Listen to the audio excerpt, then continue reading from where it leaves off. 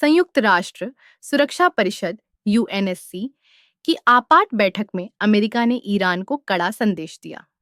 America के प्रतिनिधि mic वॉल्टज कहा कि राष्ट्रपति डोनाल्ड ट्रंप ने साफ कर दिया है कि ईरान में विरोध प्रदर्शनों पर हो रही क्रूर दमनकारी कार्रवाई को रोकने के लिए सभी विकल्प खुले हैं। वॉल्टज ने ईरान के लोगों की बहादुरी की सराहना करते हुए कहा कि ईरानी जनता ने इतिहास में पहले कभी इतनी मजबूती से आजादी की मांग नहीं की।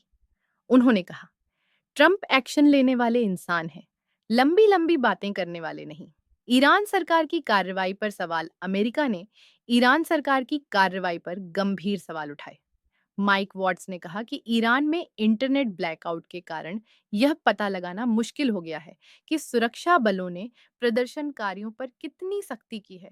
उन्होंने कहा कि ईरान सरकार का यह दावा कि हालिया प्रदर्शनों के पीछे विदेशी ताकतें हैं, यह दिखाता है कि सरकार अपने ही लोगों से डर रही है और सारा दोष दूसरों पर डाल रही है।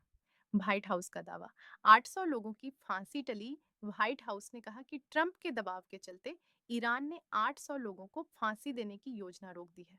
अमेरिका ने पहले ही चेतावनी दी थी कि अगर प्रदर्शनकारियों की हत्याएं जारी रहीं तो गंभीर परिणाम होंगे। गुरुवार को अमेरिका ने बताया कि अब हिंसा में कुछ कमी आई है। संयुक्त राष्ट्र की सहायक महासचिव मार्था पोबी ने सुरक्षा परिषद को बताया कि ये प्रदर्शन बहुत तेजी से फैले, जिनमें भारी जान माल का नुकसान हुआ है। मानवाधिकार संगठनों के अनुसार अब तक 3,428 प्रदर्शनकारियों की मौत हो चुकी है और 18,000 से ज्यादा लोगों को गिरफ्तार किया गया है। हालांकि संयुक्त राष्ट्र इन आंकड़ों की स्वतंत्र पुष्टि नहीं कर सका है।